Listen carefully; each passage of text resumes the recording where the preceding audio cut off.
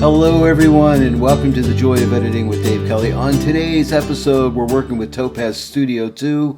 We're making a dog portrait. So we're starting out with this image and it's going to turn into this image right here. So without any further ado, let's get started. I'm starting out in Photoshop, but you could just as easily start out in TOPAZ Studio 2 as a standalone program. Now I've duplicated my background layer, so I'm going to come up to the filters and launch TOPAZ Studio 2. And once we're inside of TOPAZ Studio 2, I'm going to work with one of my very favorite filters in there, and it's right under Add Filter here. Just come up here, give that a click, come down to the Impression filter, and let's get started. Well, I hope you brought your artistic license with you today. I did bring mine with me. I've never done a dog portrait before in TOPAZ Studio 2, so let's give it a shot here. All right, so the first thing we're going to do is we're working in the impression filter here. So let's come and find the number of strokes. I always like to start here. Do we want high strokes? Nah, it looks too much like the photograph. Let's try medium. And let's try low. Yeah, I think low is going to be the way to go. Now we want to find a brush size here. So do we want a large brush size? Nope. I think we're going to go with the smaller brush size. Now I'm going to take this down a good bit here, and it's going to look horrible.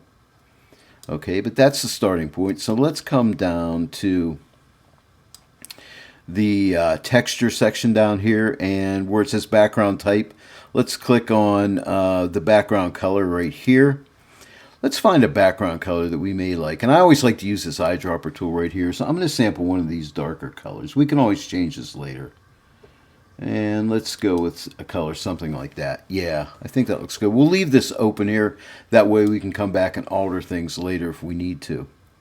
Now we're going to come back up. Now let's play around. We want to find the right brush. And I highly recommend going through the different brushes here. And find a brush that will kind of work with this painting. And so far, type 1's looking really good. But we'll go through some of these and just see. That one may work too, because we have a lot of hair and things. But let's just keep going down through and sampling them all here.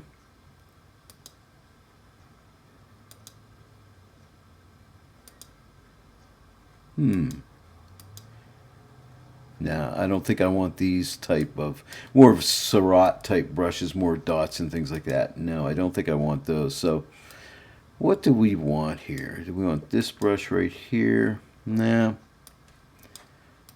Type 1. I'm going to go with type 1. I'm going to play with that. Now, the next thing I want to do is continue to play with the brush size a little bit more. Just adjust it. And I'm just looking for something that kind of looks like hair. Maybe somewhere around there. Now let's play with our paint volume here. And that basically makes it look lighter when you do that. And it's adjusting the paint volume itself. I'm going to leave that down for now. And let's try our paint opacity here.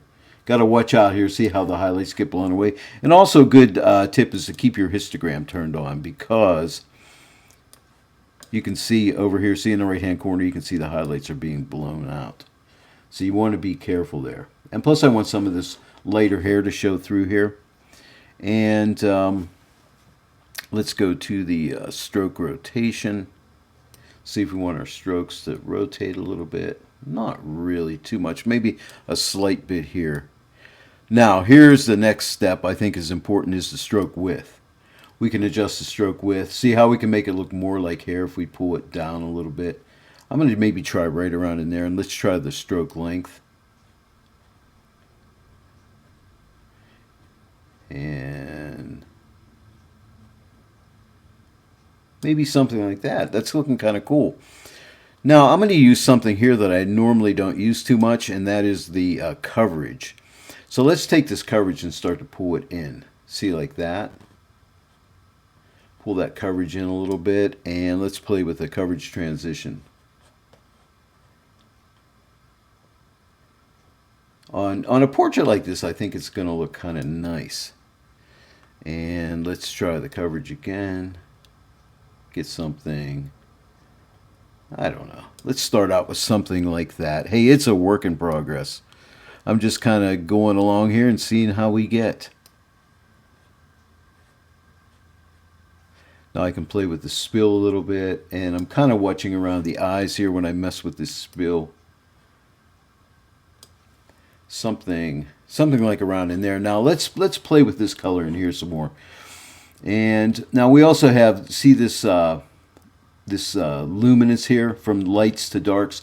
We can move the slider around and we can change this, and we'll watch our image as we do it. So do we want that to be more dark in the background? And I'm mainly looking at the hair of the animal.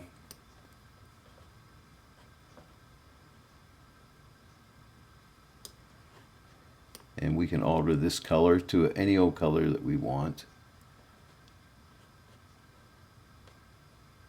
But I'm thinking more of the gray tones. And do I want it lighter?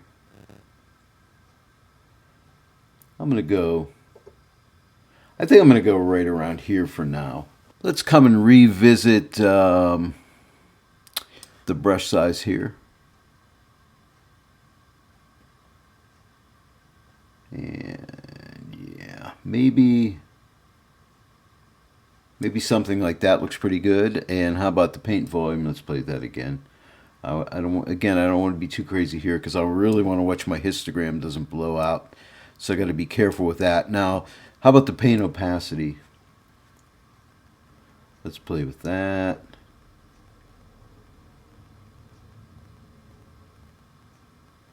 And maybe somewhere around there. And let's see. Let's alter our stroke width again, so we can get some more hair. Maybe there. And how about our stroke length? Yeah, that's looking pretty good. How about let's go and play with some of the lighting now. Let's go with our contrast. What happens if we bump our... Yeah, if we bump our contrast up a little bit, that's definitely helping the dog. He was looking a little bit too low contrast, actually. Don't want to go too crazy here. Let's play with his highlights. So here's where we can pull our highlights back a little bit. And again, we're watching our histogram here. Yeah, something like that. Now let's play with our shadows. We can open the shadows up or close them down.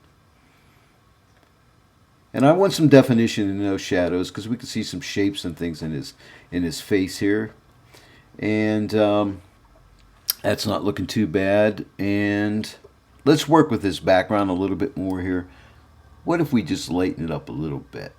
And you notice when I do, some of that background is inside of the hair area here in the fur, which is going to make some of those hairs stand out from each other. So I might just lighten it up a little bit.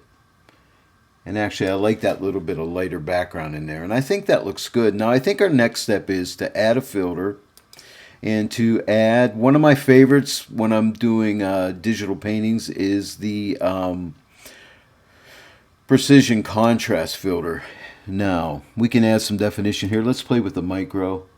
See how the paint starts to pop a little bit, and we can really start to see those strokes show through. We don't want to go too crazy here, but I want a little bit of that to come through. Now let's play with the low. All right. Not looking at the sliders, looking at the image.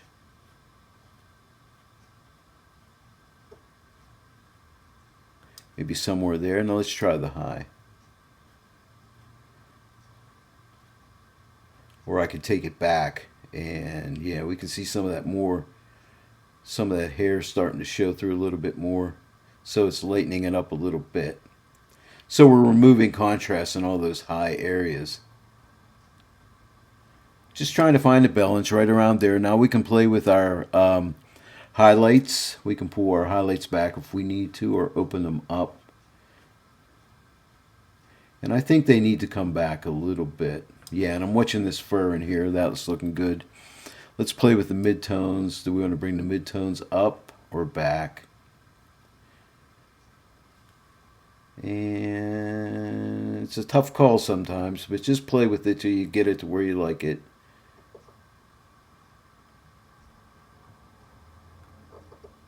Thinking right around there. Maybe I'll pull the highlights up a little bit after that. And then the shadow. Let's play with the shadows. Maybe just open them up just a little bit, because I'm going to keep a lot of different definitions showing through here. And let's play with the equalization. Let's try low equalization. Of course, it was on medium. Let's try high. So high, low, high. I think high. I think I like the high here. Now we have saturation. Let's play with our saturation. Let's give it a little more saturation so we can bring the tongue and the eyes out a little bit here. Don't want to go crazy, but I think a little bit of saturation is going to help. Let's try the vibrance. Okay, maybe the vibrance up. Maybe I'll pull the saturation back a little bit. And let's even try the color contrast.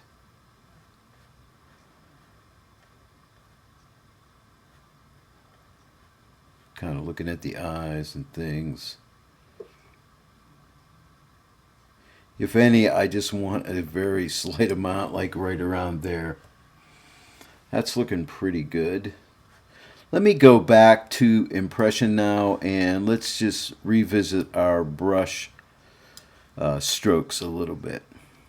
So stroke width. Remember, you can always come back and alter this stuff.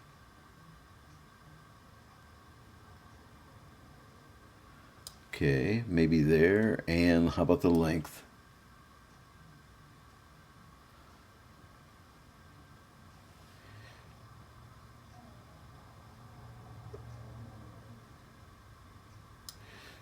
I think that's looking pretty good so far. I think I want to change my background color because this color is so close to the background. So just come up here to File.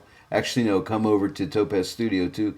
Click on Preferences, and you'll find it here, Background Color. Click Reset, and then click Close. Yeah, now we get a better, there's more of a contrast between the background and the image. We're still on the impression layer. Let's add a mask, and let's play with the eyes and maybe these teeth a little bit here.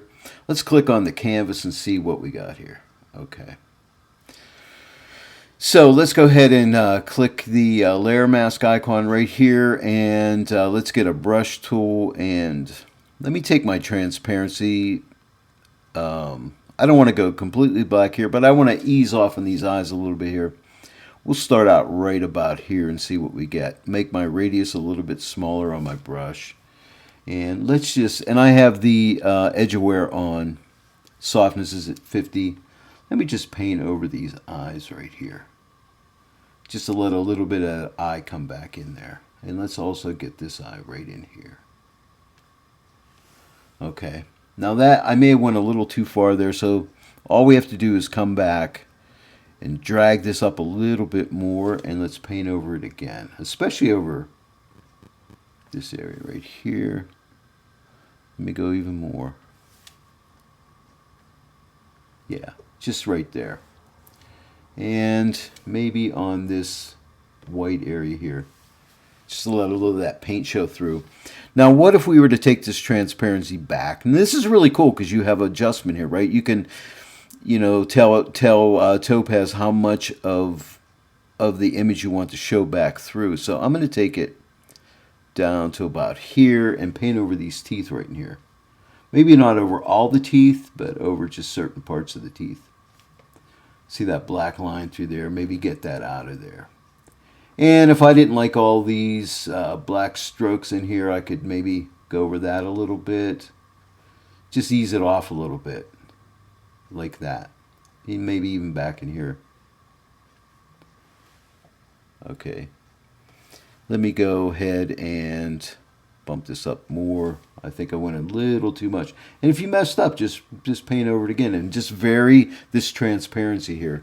And I think that looks pretty good. I'm pretty happy with that so far. Let's try a little bit of dodging. Okay, so I'm going to come up here to Add Filter. I'm going to go to a basic adjustment. I'm going to change this blend mode from normal to screen to lighten everything up. Come up to the Add Layer Mask icon, give it a click, and come down to the three little dots here and click Invert. That hides everything. Now we're going to get a brush, and we're going to get ourselves a really small brush here. Very small brush, very tiny. And then we're going to change the transparency here.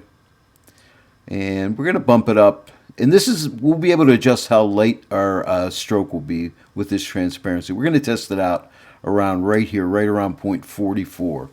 And we're just going to find some highlights here, like on these furs here. Now I do have the edge aware on. I'm going to shut that off. I'm going to bring this transparency up a little bit more. Yeah, just like that. I'm just going to, you know, highlight some of these hairs in here just to add. And I think this is really where you can set your image apart from other people's images. I'm always a big one for dodging and burning. I don't think I'm going to worry too much about burning on this one, but dodging, and maybe on the eyes a little bit. I'm just looking for the highlighted parts, maybe in this corner down here. Hit that a little bit. Here's some of the whiskers here. Just hit some of these hairs in here. Just little highlighted areas, and I think it's going to look nice. Already happy with this. And you don't have to hit every highlight, but just the ones you want. And this is where you use your artist license and really have some fun. Now, I highly recommend spend a lot of time here and really play. This is a tutorial, right? So I'm not going to be able to spend too much time because it would just get too long, but have some fun. I just want you to get the idea of what I'm doing in here. Get it started, but isn't this cool? Adding this little bit of highlights here and there, and I think it's really nice, and it really adds to it. You could even come out in here and hit a couple areas. You know, just add a little bit of, you know, difference in here. You know, it just looks like, hey man, you painstakingly altered your strokes around and you really worked on it. Maybe lighten some of these hairs up in here. Okay.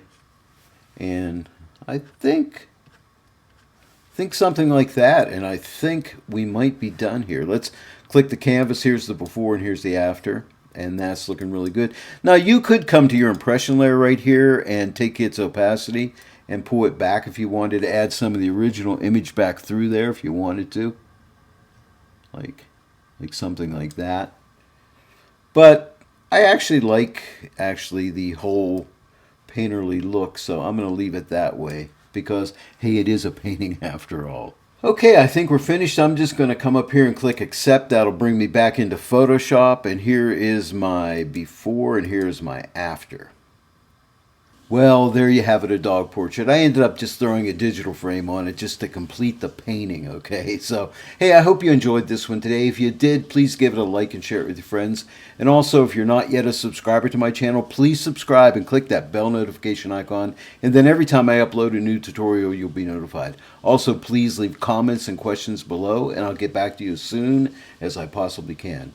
Well, thank you so much for joining me today in The Joy of Editing with Dave Kelly, and I'll see each and every one of you right here next time. Until then, happy